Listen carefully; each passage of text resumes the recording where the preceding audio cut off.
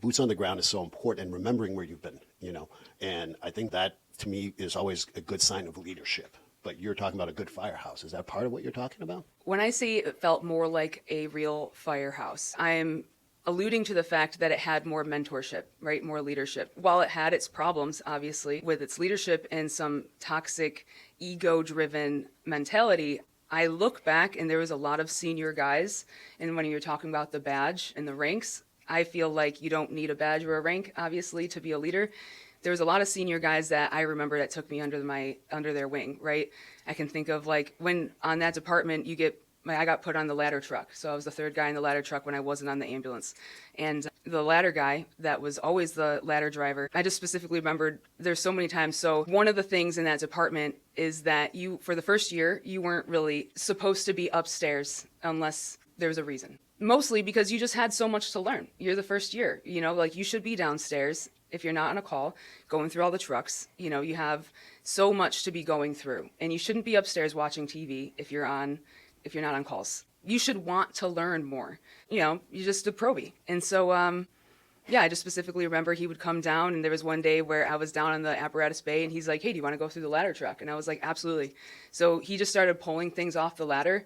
He didn't have a badge. Even to this day, he doesn't have like a badge or a rank, And I just specifically remember him going around the truck and always doing that with me. And, it's something I took with me throughout the rest of my career, even on the ladder truck in the next department. So he was the senior guy to me. There was a few senior guys, and I just remember that that's what makes a really great department is leadership and mentorship. And I think that that's what a lot of departments have lost. Yeah. And so when I went to the other department, we were a very young department, and I was sold this progressive idea, which what I meant by those rose-colored glasses, it sounded great, right? And I was fairly into my paramedic career at that point. So I was like, this is awesome. I want to be a progressive paramedic, and I want to be a progressive firefighter as well. Right. But at the same time, I loved the idea of progressive EMS. It seemed like that's what was going to be happening. It seemed like that's what was going to be happening in general, progressive mentalities. It was sold as that idea, but not knowing that this particular chief was going to be driving out the older generation, knowing now because they knew him. And I don't think he liked that, Right. So I liked having the older generation because I think they have a lot of value. They have a lot of wisdom. And when they started becoming, upset and disgruntled, he didn't like that they were around and they could retire, so they either had to shit or get off the pot, fall Right. in line with him or retire early.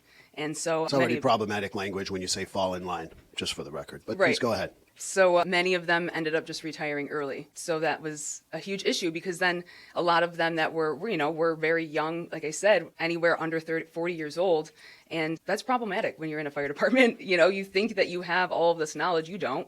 And then also when I got transferred over, there was guys that had less than experience than I had. And, which is crazy to think about that they were then going to be lieutenants and captains, and I didn't have seniority because I was transferred over, and not signed off. Right. So it was like, this is bonkers. And I shouldn't even have seniority, right? So I wasn't even saying it because I thought I should have rank. I don't think anyone should have rank at this point. We're all 5 years in, Yeah.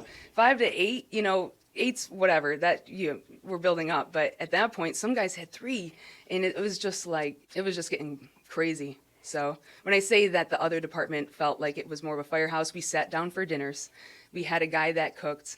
We just valued things that still valued the firehouse. We still sat around and ate together. The probies still took the trash out. Right. I still had to get afternoon coffees, morning lunches. I got stiffed so many times with money because I would still have to go out, pick up the lunches, and all that stuff. But it's it is what it is.